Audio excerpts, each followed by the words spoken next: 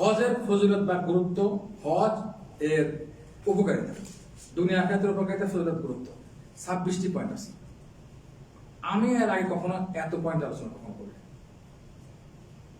এই জন্য একটি পয়েন্ট বলে, প্রথম ফজিলত বা গুরুত্ব বা উপকারিতা, যে ব্যক্তি হজ করবে অথবা উমরা করবে, ওখানে গিয়ে কোনো ধরনের গুনার কাজ করে নাই, হারাম কাজ করে নাই, সে ব্যক্তি ফিরে আসবে এমন ভাবে যে আজকে জন্ম নেওয়া শিশুর মতো নিষ্পাপ হয়ে ফিরে আসবে। বিশুদ্ধ হাদিস, বিশুদ্ধ হাদিস এটা। হ্যাঁ,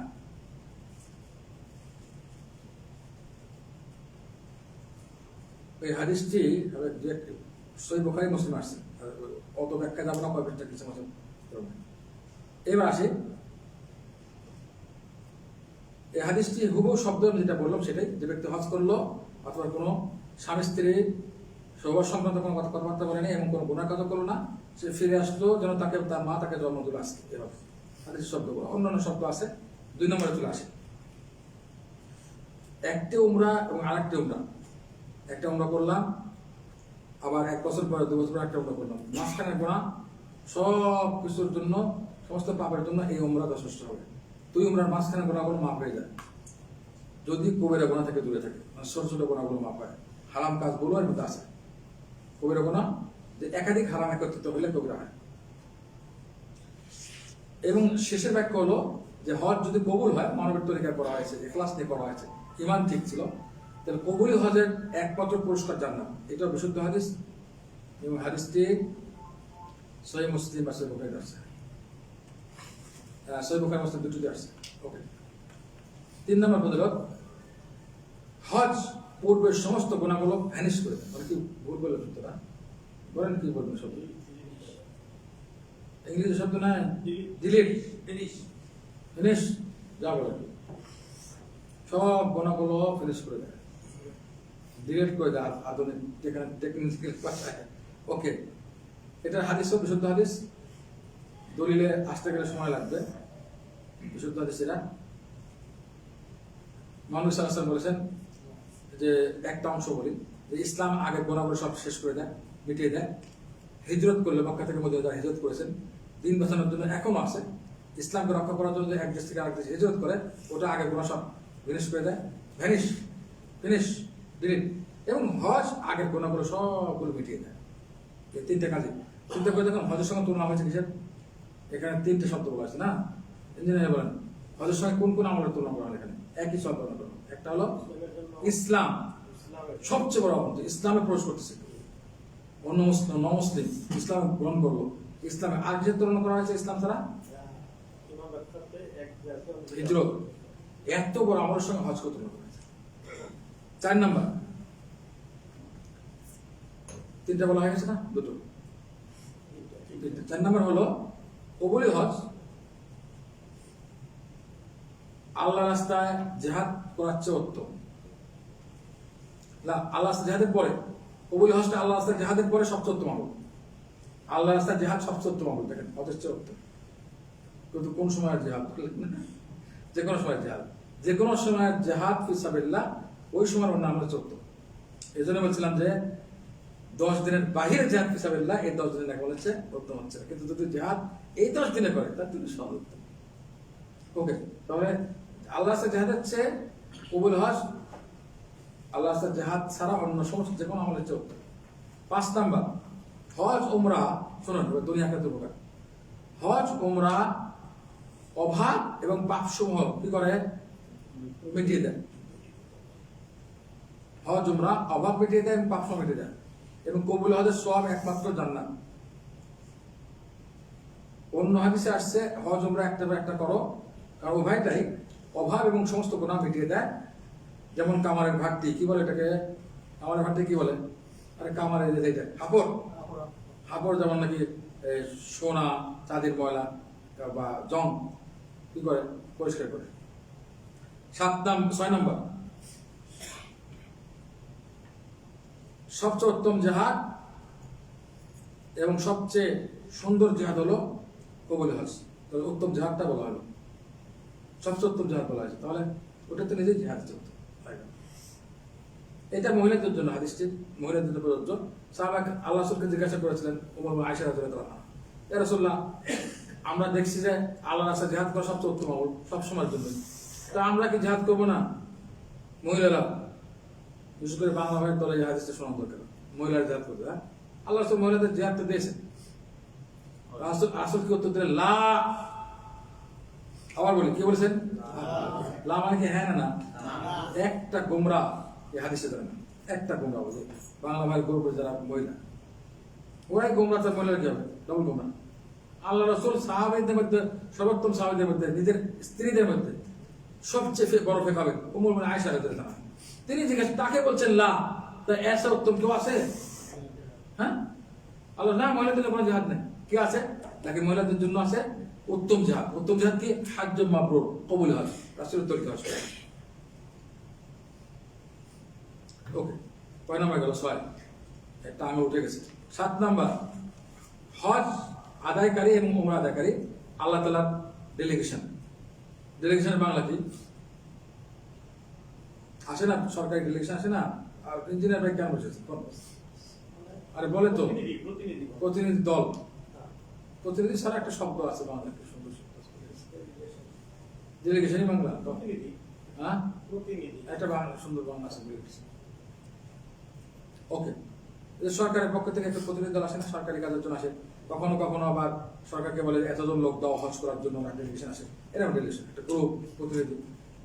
এই আল্লাহ তাআলার পক্ষ থেকে প্রেরিত প্রতিনিধি দল এই হজ উমরাকারী। এবং আল্লাহ রাসূল বলেন যে এটা হাদিস, সহিহ হাদিস, এই হাদিসটি নাসাঈর হাদিস, এবং শেখ আলবানী সাহেব বলেছেন যে 3টি হলো আল্লাহর প্রতিনিধি দল, ডেলিগেশন।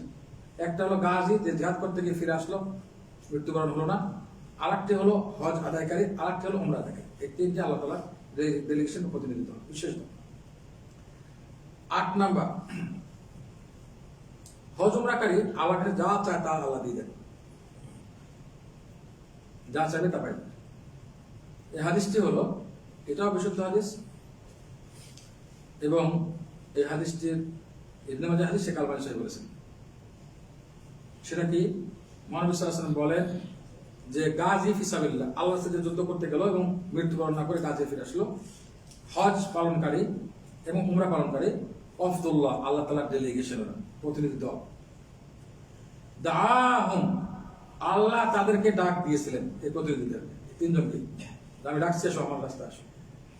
আল্লাহ তাদেরকে আহ্বান করেছেন এবং তারা সবাই আল্লাহর আহ্বানে সাড়া দিয়েছে। সুতরাং তারা হজ করতে যায়, উমরা করতে যায় এবং জিহাদ করতে যায়, তারা কার ডাকে সাড়া দিয়ে যাচ্ছে? আল্লাহ তাআলার ডাকে সাড়া দিয়ে যাচ্ছে। আল্লাহু আকবার। আল্লাহ তাআলার আহ্বানে আল্লাহ তাআলার বিশেষ প্রতিনিধি যাচ্ছে। যেমন প্রেসিডেন্ট ডাক দিয়েছে যে আমাদের দেশ থেকে আমরা 10টা গ্রুপ, 10 জন মানুষকে বিদেশে হজের জন্য পাঠাবো, সৌদি সরকার আমাদেরকে বলেছেন। হ্যাঁ, প্রেসিডেন্টের আহ্বান, যারা ওই আহ্বানে সাড়া দেবে 10 জন, তারা কি সাধারণ মানুষ? প্রেসিডেন্ট তাদেরকে চয়েস করে পাঠিয়েছেন। প্রেসিডেন্টের ডাকে সাড়া দিয়ে যারা সাড়া দিচ্ছে, ওদের মূল্য বেড়ে যায়। যারা সরকারি ডেলিগেশন, বিশেষভাবে এমবেসি টেম্বেসি সবকিছু, পুলিশ সবকিছু করে একেবারে গরিব মানুষ হলো বলে এই সরকারি ডেলিগেশনটা একটু সেবা খবর আছে, চাকরি দেওয়া। আরে ভাই, সকল বাচ্চার বাচ্চা আল্লাহ তাআলা স্বয়ং সৃষ্টিকর্তা ডাক দিয়েছেন, এবং সেই ডাকে সাড়া দিচ্ছে কারা? হজকারী, উমরাকারী এবং যারা যুদ্ধ করতে গেছে গাছ, এই 3 ব্যক্তি। আল্লাহ তাআলা বিশেষ প্রতিনিধি, আল্লাহ তাদের আহ্বান করেছেন, তাদের আহ্বানে সাড়া দিয়েছেন। যখন আল্লাহ ডাক দিয়েছেন, সাড়া দিলেন, তো ওদের কিন্তু চাওয়া পাওয়া আছে না নাই? যে আল্লাহ তাআলা ডাকে তারা সাড়া দেন, ওদের চাওয়া পাওয়া আছে না নাই? থাকতে পারে না? বলে আল্লাহ ডাক দিয়েছেন, তারা সাড়া দিয়েছেন, তারা চেয়েছে আল্লাহ কাছে, আল্লাহ আমাদের এই দরকার, এই জিনিসটা দরকার, আপনি ডাকছেন, এসেছি, আমাদের এই জিনিস দরকার। আল্লাহ সঙ্গে সঙ্গে ওদেরকে দিয়ে দিয়েছেন। এই সুযোগ আর কোথাও আছে? হজে না গেলে, হজে না গেলে সুযোগ দেয়। এটা বিশুদ্ধ হাদিস। কয় নাম্বার গেল? নাম্বার মানে আর আবু সামাদ সালাম লোকে বলবেন, লিখে রাখেন। 9 নাম্বার, হাদিসের রেফারেন্স বলেছিলাম মনে হচ্ছে না, বলি নাই? বলেছি, ইবনে মাজাহ, শেখ আলবানী সাহেব বলেছেন। আর একটা হাদিস 10 নাম্বার, হজ এবং উমরা বড়দের, ছোটদের এবং যারা দুর্বল, মানে ছোট বাচ্চাটা ইত্যাদি, বা অথবা শারীরিকভাবে দুর্বল, অসুস্থ, যারাই দুর্বল, বড়, ছোট, দুর্বল, ওকে দেখাতে হবে, আপনারটা গ্রহণ দুর্বল এবং মহিলা, কোনো গ্রুপ বাদ আছে? ইঞ্জিনিয়ার ভাই, এই 4 গ্রুপের বাইরে কোনো মানুষ দেখা না। তো সেই 4টা গ্রুপ তার মনে নেই, খেয়াল করি আঙুল দেখা থেকে ভুলে গেছি কোন 4 গ্রুপ কি। কেন আপনি আঙুল দেখাতে গেছেন? পারবেন না, আমি জানি। আমি সাইকোলজি বলছি, আপনি পারবেন না বলে গেছি, অন্য খেয়াল চলে গেছে, নাহলে উত্তর পারতেন। এই 4টা গ্রুপ কে কে বলবে? এক হাত তুলুক, মহিলা অথবা পুরুষ। যারা হাত তুলবে আগে উত্তর দেবে তাদের জন্য প্রাইজ। হ্যাঁ, শুনি নাই? বড়, ছোট, হ্যাঁ, এবং যারা দুর্বল এবং মহিলা। ওকে ওকে, কে? ঈশা। ঈশা, পুরস্কার ক্যান্সেল, এত পুরস্কার তো সবাই হিসাব করে মুশকিল। ওকে, এই মাস্টার বলো, শোনা হয়ে গেছে, এটা ক্যান্সেল, প্রশ্ন ক্যান্সেল। তাহলে বড়, ছোট, দুর্বল এবং মহিলা, এর বাইরে কোনো মানুষ নেই আছে? এই 4টে প্রোগ্রামে দেবেন। এই সবার জন্য জিহাদ হলো কি? হজ এবং উমরা। আল্লাহু আকবার। সুতরাং তার জিহাদ করার ইচ্ছা আছে, সে দুর্বল, অসুস্থ, পারতেছে না, অত ছোট, জিহাদের যোগ্য না, অথবা মহিলা, তারা তাদের জন্য জিহাদ তো নাই। আল্লাহ লাভ বলেছে, তাই না? একটু আগে হাদিস শুনেছি, সবার জন্য জিহাদের সুযোগ আসলো হজ উমরা না দিন। আল্লাহু আকবার। আল্লাহ রাসূল বলছে সবার জন্য জিহাদ। এই হাদিসটা বিশুদ্ধ হাদিস, তিরমিজি হাদিস, এবং শেখ আলবানী এটাকে সহিহ বলেছে। বলে দিচ্ছি 10 নাম্বার, শুনেন, এটা কখনো শুনেন নাই। 10 নম্বর উপকার এবং ফজিলতা, হজ এবং উমরাকারী যখন তালবিয়া করে, হজ উমরা গিয়ে তো হজে গিয়ে তালবিয়া করে, উমরা গিয়ে কি তালবিয়া করার দরকার আছে? আরে বাবু, উমরা গিয়ে তালবিয়া কি হতে হবে? আছে আছে, কখন কখন তালবিয়া করতে? কখন? হজের কথা কই না, উমরা গেলে, উমরা গিয়ে তালবিয়া দরকার আছে? সরে উত্তরটা ছিল, শেখ আপনার সঙ্গে একবার উমরা গেছি না আমরা, আপনি তালবিয়া করছেন, শুনছি, আমরা করছি না, ভুলে গেছেন। ওকে, সাথে আসছে, হ্যাঁ, সাথে একবার গেছে। ওকে, তাহলে হজ উমরা তালবিয়া আছে না নাই? আরে এখন লাব্বাইক উমরার ইহরাম বাঁধবে, তখন তালবিয়া শুরু হয়ে গেল। যখন তারা তালবিয়া বলে লাব্বাইক আল্লাহুম্মা লাব্বাইক পড়ে, হজ এবং উমরা গিয়ে শুনেন ঘটনা কি ঘটে, এটা বোধহয় কেউ শুনেন নাই, কেউ শুনলে হাত তুলে প্রায় দেবো। তখন তাদের সঙ্গে সাজা, বৃক্ষাদি, পাথর এবং ডানে বায়ের সমস্ত জমিন, যারা ওদের আশেপাশে থাকে, সবগুলো জিনিসই তালবিয়া পড়া শুরু করে।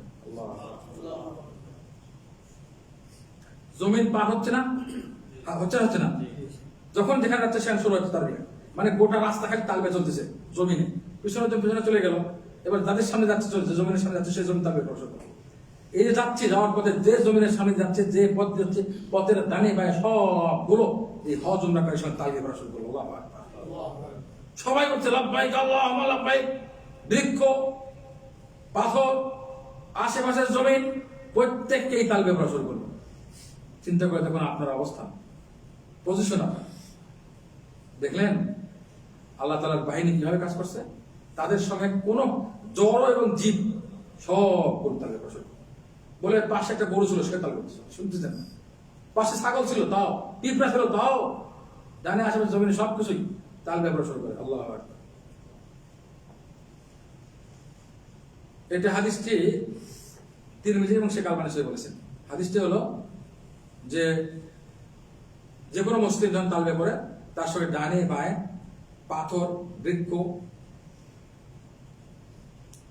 মাটি, জমিনের ডান পাশে সবকিছু তালবিয়া পড়া শুরু করে। যখনই যাচ্ছে ওই মুহূর্তে পিছনে পড়ে গেল, সামনের মাটি বা জমিন তালবিয়া পড়া শুরু করলো। 11 নম্বর, হাজিরা যখন আরাফা ময়দানে অবস্থান করে, তখন আল্লাহ তাআলা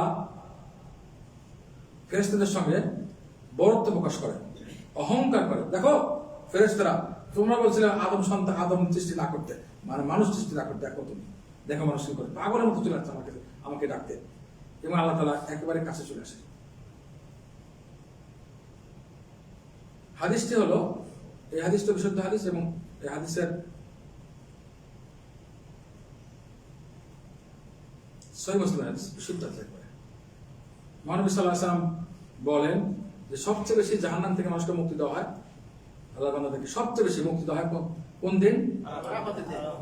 আরাফার দিন।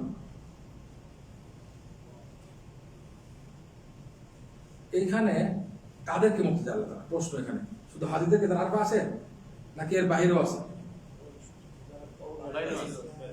বাহিরেও আছে। হাদিস থেকে বোঝা যাচ্ছে যে আরাফা যারা উপস্থিত চায় তাদের জন্য।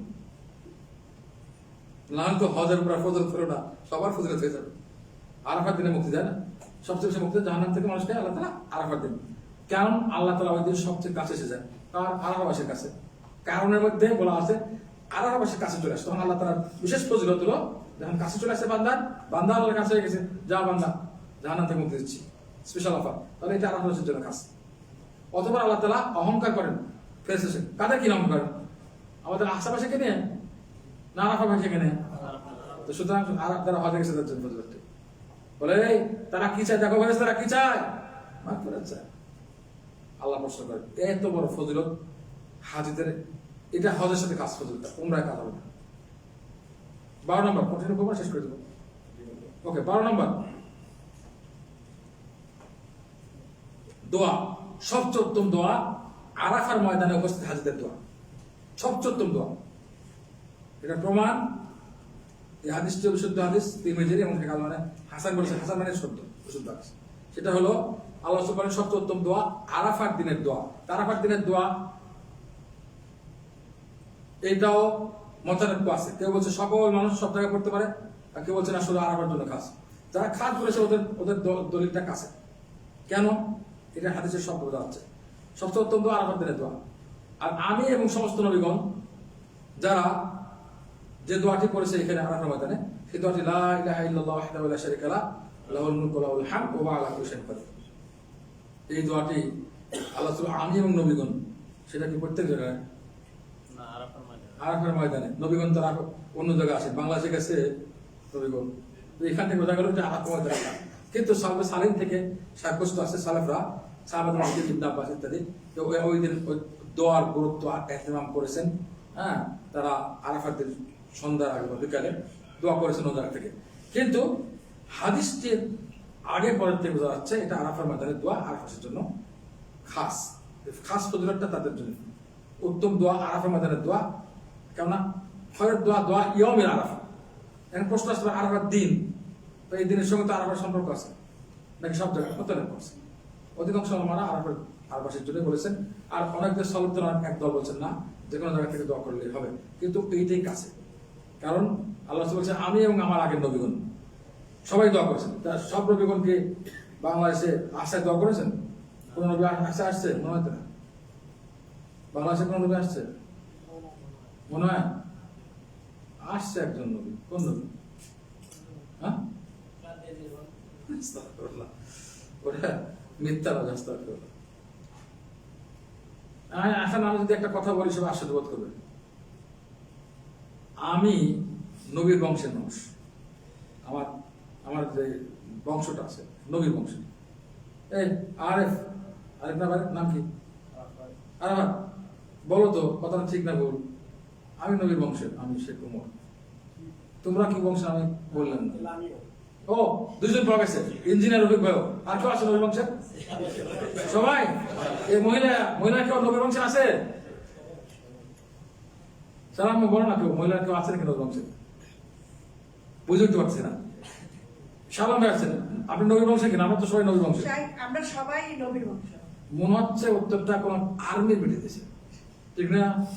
Nasrin, good answer. সবাই আমরা আদম আলাইহিস সালামের বংশের, নবী না? এবং নূহ আলাইহিস সালামের বংশের। কারণ নূহ আলাইহিস সালাম আগের সব জাতি সব ধ্বংস হয়ে গেছে, তারা দুই নবীর বংশের মানুষ, তাই না? কথাটা এমন। আল্লাহ বলছে আমি এবং সমস্ত নবী এই দোয়াটা আর সবচেয়ে উত্তম দোয়া করেছে। এই যে সব জায়গাতে নবী আসেনি, এর কথা থেকে আসলো আর কি। তো নবী, সব নবীরা সব জায়গায় নবী এসেছেন, কিন্তু সব নবীরা কোথায় গেছেন? আরাফায় গেছেন। এখান থেকে বোঝা গেল যে আরাফার ময়দানের দোয়া ওখানকার ভারতবর্ষের জন্য, তাহলে ওটাও আরাফার ময়দানে হাদিস খাস হয়ে গেল। ওখানে গিয়ে দোয়াটা করা তার সবচেয়ে উত্তম দোয়া হবে। বাকি বললাম তো কিছু মতো অনেক পাস। 13 নম্বরটা হলো রমজানে যদি কেউ উমরা করে, একজন মহিলা হজ করতে পারেনি, মহানবী সাল্লাল্লাহু আলাইহি ওয়াসাল্লাম বললেন কি বার তুমি উম্মে সিনানের মা, তুমি হজ করো নাই এবার? বলে যে এই যে একজন প্রশ্ন করছিল কিছুক্ষণ আগে আমাকে, নাকি অনলাইনে জুম ক্লাসে, আমার স্বামী আমাকে হজ করতে নেয়। এই যে আবু ফুলান অমকের বাবা, মানে ডাইরেক্ট নাম ধরে বলছে, নাম না ধরে বলছে, সম্মান করি। এখানেও দেখো সাহাবী মহিলা হজ করতে পারেনি, হজে যেতে পারেনি স্বামীর জন্য, ওখানে ডাইরেক্ট না বলে বলছে অমকের বাপ। আজকাল যে মহিলা দেখলে করে সারাম্য ডাইরেক্ট আমার স্বামী, তাই না? না বল গেলাম, হ্যাঁ আজকে একজন বলছে আমার স্বামী আমার কাজ করতে পারে ডাইরেক্ট ভগবান। তো সাহাবী বলতেছেন যে অমকের বাপ। ব্যাখ্যাকারী হাদিসের ব্যাখ্যা বলছে না গেলে তো হজ করতে পারতেছে না। মহানবী সাল্লাল্লাহু আলাইহি ওয়াসাল্লাম স্বামীকে বকা দিতে জাননি, বলছে তুমি এক কাজ করো, তুমি হজ করতে পারো নাই, আর কিছু করে নেই, স্বামী যখন সঙ্গে যাবে না, মাহরাম থাকবে না, তারপর হজ ফরজ না। ফরজের শর্ত পৌঁছে গেল। মহিলাদের জন্য একটা শর্ত হলো যে তারা যেন তাদের সঙ্গে মাহরাম থাকতে হবে, স্বামী বা অন্য কেউ মাহরাম নেই, হজ ফরজ না। বলে এক কাজ করো, তুমি রমজানে ওমরা করে নাও, তাহলে আমার সঙ্গে হজটা ফজিলত পাবে। আল্লাহু আকবার। কে বললেন কথাটি? রাসূলের সঙ্গে হজের ফজিলত পাবে যদি ওমরা কেউ করে নেয় রমজানে। ওই মহিলাটাকে বলে দিত, কথাটা বলতো, তখন ভুলে গেছে। রমজান ওমরা করতে বলে দিও, হজ করতে না পারলেও সমস্যা নেই, হজ ফরজ হচ্ছে না। একটা আরেকটি বিকল্প আছে, যাদের হজ ফরজ হয়ে গেছে, আর্থিক এবং শারীরিক সামর্থ্য আছে কিন্তু কি পাচ্ছে না, মহরম পাচ্ছে না, তারা অন্য কাউকে দিয়ে বদ্ধ হজ করাবে। এমন ব্যক্তি পুরুষ বা নারীকে দিয়ে, পৃথিবীর যে কোনো পুরুষ নারীকে দিয়ে, যারা নিজের আগে নিজের হজ করেছে এমন ব্যক্তি। 14 নম্বর, হাজে আসাদকে স্পর্শ করা, রুকন ইয়ামানি, হজে আসাদের আগের কোনা রুকন ইয়ামানিকে স্পর্শ করা, এটা এই স্পর্শের দ্বারা গুনাহসমূহ সব মাফ হয়ে যায়। বাইতুল্লাহকে তওয়াফ করলে একটি গোলাম আজাদ করা, মুক্ত করা, দাস মুক্ত করা সওয়াব পায়। প্রত্যেকটি ধাপ, হাজিরা যখন ঘর থেকে বেরোচ্ছে, সফর শুরু হয়ে গেছে, হজ এবং উমরাকারী সফর শুরু হয়ে গেল, প্রত্যেকটি ধাপে 10টি করে লিখে রাখা হয়, 10টি গুনাহ মাফ হয়ে যায় এবং 10টি মর্যাদা আল্লাহ তাআলা বাড়িয়ে দেন।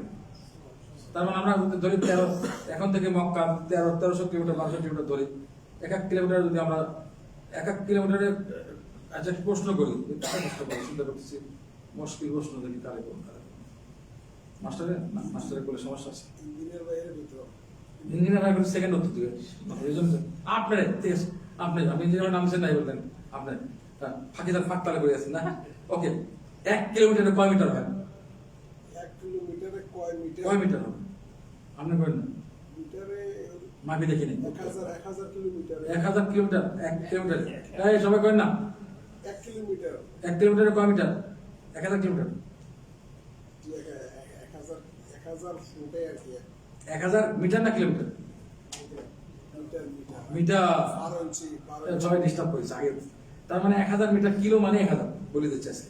কিলো শব্দ অর্থ কি? হাজার। কিলো মানে 1000 মিটার 1 কিলোমিটার, 1300 কিলোমিটার। কয় হাজার হলো? হইলো 1000, 300 বাড়াতে হবে। অবশ্য তোমাকে লাগবে 1300 কিলোমিটারে 300 বাড়াও, 1 কোটি 30 লাখ, 60 লাখ। তো 2 কোটিকে যদি 10 গুণ করা হয়, 60 লাখকে যদি 10 গুণ করা হয়, 6 কোটি, 26 কোটি। এই 26 কোটি কি হবে? সওয়াব। এর হিসাব দিলাম আর কি, তবলিগের হিসাব দিলাম না, সওয়াব করে না। 26 কোটি প্রায় সওয়াব, আর 26 কোটি গুনাহ মাফ, আর 26 কোটি মর্যাদা আল্লাহর কাছে দিতে হবে একটা হজ আর উমরা। আশা থেকে গেলে বাংলাদেশ থেকে তারও বেশি, ঠিক না? আমি তো বুঝাই দিলাম হিসাবটা। আবার কোন সে কোন 26 কোটি বেশি মুশকিল, ফিক্স না, মানে অনুমান একটা হিসাব করবে ধাপ। ওকে, যে ব্যক্তি কাওয়া ঘরের তওয়াফ করবে 7টি, অথবা 2 রাকাত সালাত আদায় করবে, 1টি গোলাম আলাদ করা সব বিষয়, মক্কায় না গেলে সব নামাজ পড়বে না। এই ফজিলতটা বলা হলো, এটা বিশুদ্ধ হাদিস শেখ আলবানী সহিহ বলেছে, সহিহ নাসির হাদিস, হাদিস নাম্বার 29 বলে দিলাম। এতগুলো সব। 15 নম্বর ফজিলত, মসজিদে হারামে যদি কেউ সালাত আদায় করে 1 রাকাত, হজে গিয়ে বা উমরায় গিয়ে, মাস্টার কত রাকাতের সওয়াব পাবে? 1 লক্ষ। আর যদি মসজিদে নববীতে করে 1000। তাহলে এই দুটো ফজিলতে যদি কেউ মক্কা থেকে মদিনা যায়, দুটি ফজিলত সম্ভব। কেউ মক্কায় থাকলো মদিনা গেল না, আর ফজিলত তার বেশি, যদি মক্কা মদিনা দুটি গেল তার বেশি, মানে 1 লাখ, আবার এখানে 1000, তাহলে 1 লাখ 1000 হলো না যদি মক্কা থেকে মদিনা দুটি যায়, ঠিক না? আর মক্কা গেলে খালি 1 লাখ, কোনটা হিসাবটা কি? সঠিক হিসাব বলতে পারে প্রাইস সবটা বেশি হলো। আমি জানি না আপনি সঠিক উত্তর দিবেন না, এই জন্য প্রশ্নটা করছি। ওকে ওকে, হিসেবটা তো মিললো না, আপনি মদিনায় গেলেন, 1 রাকাত পড়লেন, 5 দিনের জন্য গেলেন, 2 দিন মদিনা, 3 দিন মক্কা থাকলেন, 3 দিনে প্রত্যেক রাকাতে 1 লাখ করে পেলেন, আর 2 দিন ওখানে চলে গেলেন যে প্রত্যেক রাকাতে 1000 পেলেন। যদি 5 দিন থাকতেন তাহলে কি হতো? মক্কা 5 দিন থাকলে ওখানে 1000 পাচ্ছে, আর আরফের মা যায়নি, আরফের লোক রয়ে গেছে, এবারে 1 লাখ, তাহলে আপনার লস। তাহলে আবার মুখ কাট সব বেশি হয়ে যাবে। হ্যাঁ, ওইটাই তো বলছি, মদিনায় না যায় মক্কা থাকলে সব বেশি, এই কথা বলছি। ওকে, মোটেই গেল না মক্কা সব, অনেকে বোঝে না জিনিসটা। হাজ করতেছে 8 দিন ওখানে থেকে যায়, তাও একটা কি একেবারে ভিত্তিহীন দুবার হাদিস। হাদিসটি ওই 40 কি না, ওই 40 ওয়াক্ত নামাজ পড়ার জন্য জামাত সহকারে কেউ পড়ে তাহলে জাহান্নাম থেকে মুক্তি, আর কি মুনাফিকি থেকে মুক্তি। এই হাদিসটি হাসান গ্রহণ। ওকে, এবার আমরা আসি 16 নম্বর ফজিলত।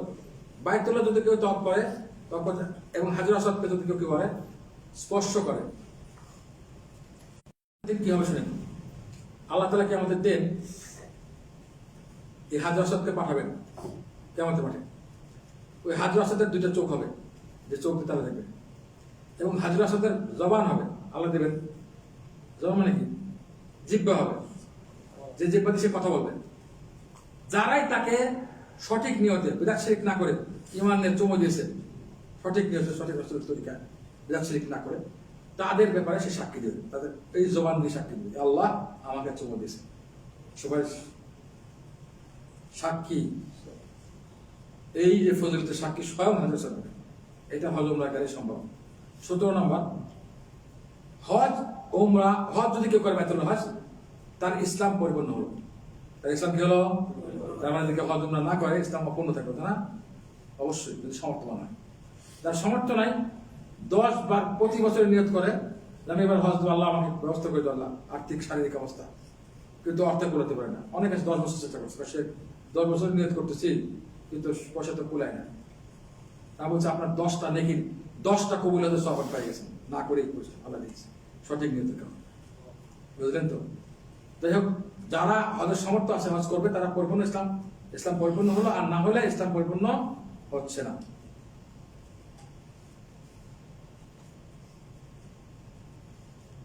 এরপর আসি আমরা, আচ্ছা, কারণ আল্লাহ রাসূল সাল্লাল্লাহু আলাইহি ওয়াসাল্লাম ওই যে হাদিসটি প্রসিদ্ধ হাদিস, এটা ইবনে কুজাইমার হাদিস এবং শেখ আলবানী এটাকে সহিহ বলেছেন।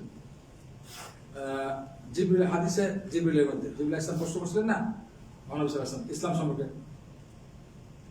ইসলাম কি? রাসূলকে প্রশ্ন করলেন জিবরিলে। রাসূল বলছিলেন ইসলাম মানে সাক্ষী দাও আল্লাহ ছাড়া কোনো সত্য মাবুদ নাই, পশু নেই, মুহাম্মদ সাল্লাল্লাহু আলাইহি ওয়াসাল্লামের সালাত কায়েম করো, যাকাত আদায় করো, তাহাজ্জুদ বাইত, এখানে হজ করার কথা আছে। তো এটা করলে না ইসলাম পূর্ণ হলো। আল্লাহ রাসূল সাল্লাল্লাহু আলাইহি ওয়াসাল্লামকে জিবরিল প্রশ্ন করছিলেন কি সম্পর্কে? ইসলাম। ইসলামের মধ্যে কি ঢুকেছে? হজ। তো হজ করলে না ইসলাম পূর্ণ হচ্ছে, তাদের সমর্থ আছে, আগে বললাম। 18 নম্বর, যদি কেউ বাইতুল্লাহর জন্য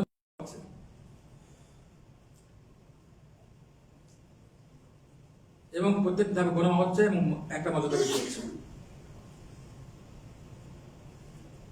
সেটা যদি হাঁটে যায় অথবা যানবাহন যায়, এটা কি গেছে নাকি আগে?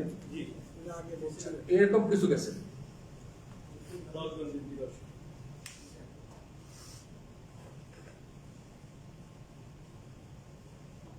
উনিশ নম্বর, হজ এবং উমরাকারী 2 রাকাত সালাত আদায় করলে তাকে একটি গোলাম বা দাসমুক্ত সব সে পাবে। এটাও গেছে, এখানে পার্থক্য গেছে। এটা পার্থক্যটা হলো এই 2 রাকাত সবটা কেমন, কোন ধরনের গোলাম আদাত করছে। এটা মহানবী সাল্লাল্লাহু আলাইহি ওয়াসাল্লামের বংশ। কোন বংশ? এটা ইসমাইল আলাইহিস সালামের বংশ। মহানবী সাল্লাল্লাহু আলাইহি ওয়াসাল্লাম ইসমাইল আলাইহিস সালামের বংশ এসেছে। ইব্রাহিম আলাইহিস সালাম, ইসমাইল আলাইহিস সালাম, এরপর রাসূলের বংশটা এসেছে।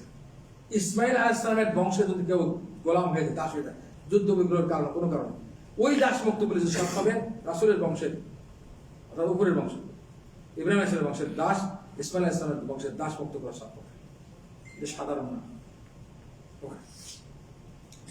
এই হাদিসটিও সহিহ হাদিস, এটা ইবনে হিব্বান এবং শেখ আলবানী রাহিমাহুল্লাহ হাসান গ্রহণযোগ্য বলেছেন। কয় নম্বর গেল? 20 নম্বর, 20 নম্বর, হজ উমরা যখন সাফা মারার মাঝখানে তওয়াফ করে সাফা মারোয়ার মাঝখানে তপ করে নাকি সাই করে? সাই করে, আপ ডাউন। তখন কি হয়, ঘটনা কি হয়? এটা করলে 70 জন গোলাম বা দাস মুক্ত করার সব পায়। 70 দাস মুক্ত করতে পারবে না, কত ট্রিলিয়ন বিলিয়ন মিলিয়ন টাকা লাগবে। দাসের মূল্য কত পাবেন নাকি এখন দাস ইচ্ছা করলে? তাহলে এখন তো দাস কোথায় নেই, 70টা দাস মুক্ত করেছে, সব শেষ হচ্ছে। এই হাদিসটিও সহিহ হাদিস এবং এটাকে শেখ আলবানী এটাকে হাসান বলেছেন, গ্রহণযোগ্য বলেছেন। সহিহ তরকিব রেফারেন্স দিলাম কারণ মানুষ সন্দেহ করতে পারে। এরপর আসি আমরা 21 নাম্বার। হজকারী যখন আরাফা অবস্থান করে তার গুনাহ মাফ হয়ে যায়, যদিও গুনাহ মরুভূমির বালু সমতুল্য হয়। মরুভূমির বালু কয়টা? আরব 1 কোটির কম না বেশি? না, অনেক বেশি। 2 কোটি? আর অনেক বেশি। আর ধরলাম 3 কোটি। পাশে কাজটা আর কাউকে পান নেই, আর আমাকে ধরছেন। না, শেখ, এটা তো কোন কয় কোটি হলো? এই কোটি মাপা কোটির মাপ হবে না, এই তো কোটির কোনো মাপই নাই, অসংখ্য মাপের বাইরে। এতগুলো গুনাহ হলেও আল্লাহ মাফ করে দেবে যদি আর একটা ময়দানে হাজিরা যখন অবস্থান। আল্লাহু আকবার। ওই যে আল্লাহর কাছে যে মাফ করে দেন সবাইকে। ওকে, এই হাদিসটি বলেছি, এবারে দিছি না দেন আগে শেখ আলবানী হাসান বলেছেন, সহিহ তরকিবের হাদিস বলেছেন, গ্রহণযোগ্য। এরপর কয় নাম্বার আছে বাকি? 22। আর 2-1 মিনিট শেষ করে 22 নম্বর হাদিসটা হলো আল্লাহ তাআলা ক্ষমা করে দিবেন আরাফাবাসীকে এবং মাশআর আল হারাম, সে কোনটা? মাশআর হারাম কাকে বলে? মুজদালিফা। আরাফা এবং মুজদালিফা আল্লাহ ক্ষমা করে দিবেন।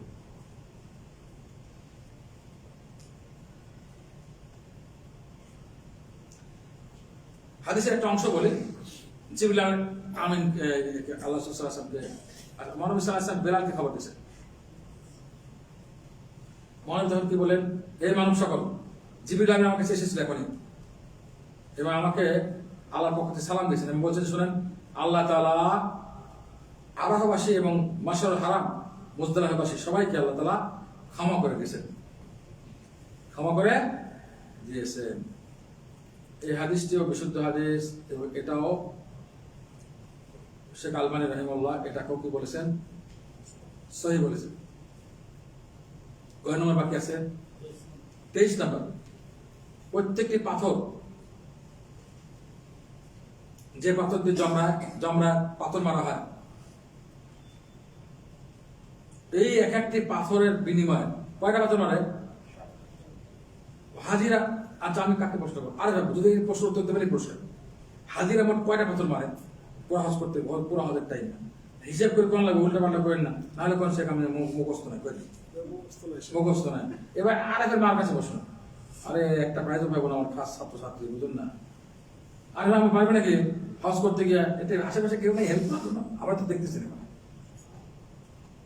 ওকে, তাহলে আমি খাস প্রশ্ন খাস ছাত্রীকে নাম ধরে করি, নামটা তো বলে গেলাম। মিম আসছে, মিম বলো। অয়ন থেকে আসছে মেহমান। মিম বলো, হাজিরা হজ করতে গিয়ে মোট কয়টা পাথর মারে? মিমের উত্তর আমার জানা আছে। মিমের উত্তর হলো, শেখ আমি তো এখন হজ করতে যাইনি, প্রস্তুতি নিচ্ছি। মিম উত্তর পাবা, প্রাইজ পাবা উত্তর দিলে। হিসাব করে বললে তো হেল্প করবো আমি তোমাকে। প্রথম দিন কয়টা মারবা? শুধু একটা চামড়া, প্রথম দিন একটা চামড়া মারবা, তাই না? একটু হেল্প করতেছি। কয়টা হলো? প্রথম দিন বড় চামড়া মারতে হবে, বড় চামড়া, যেটা মক্কা 7টা। ওকে, প্রথম দিন 7টা। দ্বিতীয় 11 ও 12 তারিখে কয় চামড়া মারতে হবে? 3টি চামড়া আছে, বড় ছোট মিডিয়াম, প্রত্যেকটা 7টা করে মারবা। কয়টা হলো? 21টা, মানে 11 তারিখ 21টা হলো। আচ্ছা, পরে 12 তারিখ কয়টা মারবা? 3টাতে মারতে হবে। এস এম সি হেল্প করবো না আমি, বলো মিম। তো 3টা মারলে কটা হবে 12 তারিখে? 21। 21 আর 21 কত হয় তোমাকে বলতে হবে। 42 এর সাথে কত হয় হিসাব তোমাকে বলতে হবে। 42 আর 7 তাদের হিসাব করো 49 সঠিক অ্যান্সার আজকে প্রথম আসছে প্রাইস প্রাইস পাচ্ছ হ্যাঁ যদি আর একদিন থেকে যায় তাহলে আবার 21টা বাড়বে তাহলে 49টা মারতে হবে ওকে সালাম একটা প্রাইস দিও 49টা পাথর মারতে হবে এই প্রত্যেকটি পাথর যারা মারে প্রত্যেকটি পাথরে আল্লাহ তাআলা এত বড় কবিরা গুনাহ মাফ করে এক একটা পাথর সঙ্গে তাহলে 49টা পাথরে 49টা কবিরা গুনাহ সে কোন ধরনের কবিরা গুনাহ ওই 7টা কবিরা গুনাহ যে 7টা ধ্বংসাত্মক মানুষ ধ্বংস হয়ে যেতে পারে কবিরা গুনাহ কয়টা 7টা আছে না নেই কারণ মানুষ সত্য আছে শিরক আছে এই 7টা বড় কবিরা গুনাহ থেকে এরকম বড় বড় কবিরা গুনাহ আল্লাহ মাফ করবে এক একটা পাথরের গুনাহ তার মানে 49টা বড় কবিরা গুনাহ সবচেয়ে বড় কবিরা গুনাহ 7টার মধ্যে এক একটা করে মাফ করবেন এক একটা পাথর আল্লাহ আর কি চাই কয় নম্বর গেল 23 24 নম্বর যারা নাকি হজে গিয়া মাথা মুন্ডন করে মহিলারা তো মাথা মুন্ডন করে না চুল কাটলে হলো চুল কাটা হলো মাথা মুন্ডন হলো না প্রত্যেকটি চুল যেগুলো ফেলে দিচ্ছে হাজিরা মহিলা বা পুরুষ যদি পুরুষটা হাজির পুরুষের মাথা মুন্ডন মহিলা তো মুন্ডন করবে না তারাও আশা করে এমনি সামিল হবে প্রত্যেকটা চুল যেটা পড়ে গেল একটা একটা গোনা হবে আর প্রত্যেকটা চুল যেটা পড়েছে বা এই জন্য নারী হওয়া উত্তম বলে দিচ্ছি কাটা দেয় অর্থাৎ মাথা মুন্ডন করা উত্তম বেশি যেগুলো পড়ে গেল প্রত্যেকটা চুলের বিনিময়ে একটা গোনা মাপ আর প্রত্যেকটা চুলের বিনিময়ে কিয়ামতের দিন একটা নূর আল্লাহু আকবার কিয়ামতের মাঠে যে অন্ধকারে মানুষ এক ধাপ চলা সমর্থ থাকবে না সেদিন কিয়ামতের একটা নূর পাবে লাইট যে লাইটে জান্নাত পর্যন্ত পৌঁছাবে তাহলে চিন্তা করুন কতগুলি চুল এই মহিলা একজন মহিলা বলে তো তোমাদের কতগুলি চুল কেটে ফেলো মানে হাতের আঙুলি মাথা সমান কাটলে কতগুলি চুল মোটামুটি 200-300 পুরুষরা বলুক তাহলে কতগুলি চুল কাটে যদি হলক করে মাথা মুন্ডন করে আরে রাখবো জি এবার প্রাইজ না দেন দেখি এখন এটা তো গণা নাই গণনা নাই অনুমান অনুমান মানে মনে করেন না অনেক লাখ লাখ অনেক মহিলারা লাখ লাখ হবে আনলিমিটেড যেটা মেবি আসসালামু আলাইকুম ওয়ালাইকুম সালাম গুণ আছে মত কে কোনে বলছে কে ওয়ালাইকুম সালাম আমি আফজাল কিছু বলবা বলো দেখি উত্তর সঠিক আছে এক কর এক কম এক কোটি হ্যাঁ মানে হাতের আঙ্গুলের এক কর ওইটুক চুল কাট বুঝতে পারছি মানে বলে কতগুলো হয় আর কি বলতে প্রশ্ন ছিল ওটা কত? গুণ ওটা গুণা হয় না হুজুর অগণিত হ্যাঁ অগণিত ওকে প্রাইজ দিচ্ছি না তবে হ্যাঁ উত্তর সঠিক হয়েছে অগণিত মানে 1 লাখের বেশি হতে পারে maybe।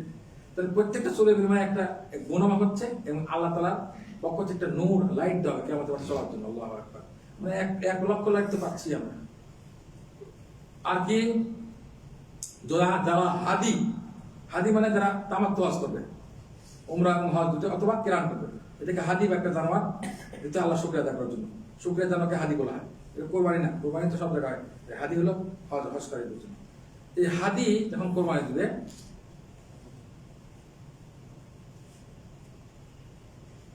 এগুলো আল্লাহর কাছে জমা হয়ে যায় আল্লাহর কাছে সওয়াব কি হয় জমা হয় একটা সওয়াব ব্যাংক আল্লাহর কাছে সৃষ্টি হয় দেখি আল্লাহ তাআলা ওদের জন্য সওয়াব ব্যাংক টাকার ব্যাংক আছে না সওয়াব ব্যাংক কয় নম্বর গেল 24 25 নম্বর 26 নম্বর বলেছে আগামী এটার মধ্যে যারা মাথা মুন্ডন করবে হজে গিয়ে প্রত্যেকটা আচ্ছা এটা সুস্পষ্ট হবে হাদিস আসছে সে কালবানি হাদিস হাসান বলেছেন প্রত্যেকটা চলে একটা নূর আল্লাহ তাআলা কিয়ামতের দিবেন এটা কোথা গেছে আগে 25 নম্বরে আসি যদি তালবিয়া করে হজে যারাই তালবিয়া করবে হজে উমরায় গিয়ে মহিলারা আসতে পারবে পুরুষরা দৌড় করবে এবং তাকবীর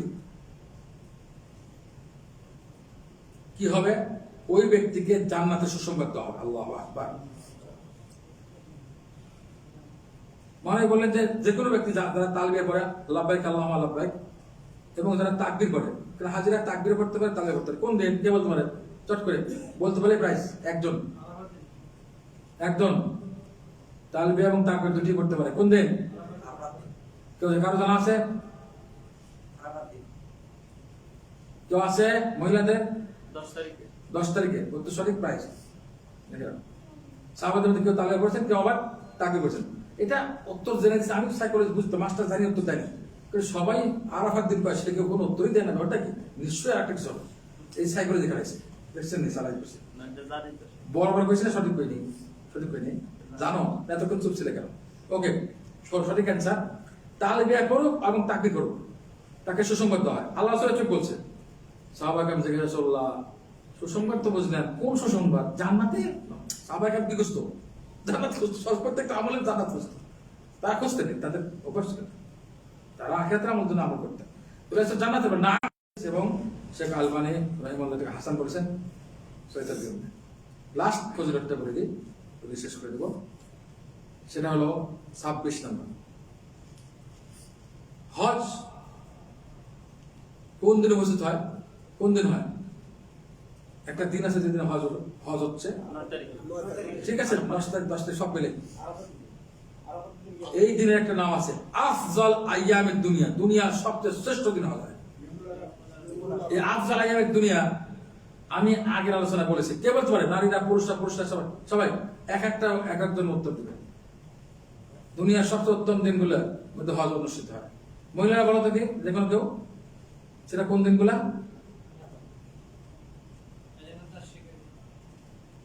মহিলারা না পারলে আমার পরিচয় করবো। সারা আমার জানার কথা, সারা আমার প্রশ্ন করছে, উত্তর দিচ্ছি। আসসালামু আলাইকুম। ওয়ালাইকুম সালাম। আরাফাত হবে কি? সারা আমি বলো, তুমি প্রশ্ন করছে, উত্তর দিচ্ছি। অন্য কাউকে বলতে দাও, প্রাইজ পেয়েছো এরা। হ্যাঁ, 10 দিনের ভিতরে 10 দিন বলেছি, 10 দিন সবচেয়ে উত্তম দিন বলেছিলাম না? এবং রমজানের শেষ দশকের উত্তম বলেছিলাম না? ভুলে গেছি। বললাম রমজানের শেষ দশকের রাত উত্তম, কথাটা বলেছিলাম না শুরুতে? এবং এই দিন উত্তম হলো এই আরাফাত 10 দিন সবচেয়ে উত্তম, সারা বছর উত্তম বলেছিলাম না? তাহলে তো বলেছি, শুরুতে আলোচনা বলেছি। তো কারো উত্তর সঠিক হয়নি, মাস্টার হয়েছে, মাস্টার প্রাইজ পাচ্ছেন, এখানে আগে একটা প্রাইজ পেয়েছে। ওকে, ধন্যবাদ। দুটো প্রাইজের নিয়ম নেই। আমার আলোচনা শেষ করলাম আজকের হজের এই গুরুত্ব। আশা করি এটা শোনার পরে অন্তরে প্রত্যেকে আসবে, আমরা যেন হজ করতে পারি। নাকি ভুল করলাম? আচ্ছা, তাহলে একটা প্রশ্ন করি, এই যে 26টা ফজিলত আর কখনো এভাবে শোনা হয়েছে? কেউ না কেউ নতুন ফজিলত জেনেছে আজকে? কোনো না কোনোটা নতুন ছিল সবার জন্য, কারো না কারো জন্য, নাকি এটা ছিল না? ডাকি ভাই ছিল? যারা পড়ে আছে তারা কি বলবে? আগে আসতে তারা বলতে হবে। ওকে ওকে, এবার কয়টা প্রাইজ বাকি আছে রাম্য? আপনার কয়টা বাকি আছে? 3টা বাকি আছে। আমাদের 5টা বাকি আছে। না, ওখানে কয়েকজন প্রাইজ বলেছেন আগে, নাম লিখতে বলে, আমার মনে নেই। দুইটা হয়ে গেছে, আর 3টা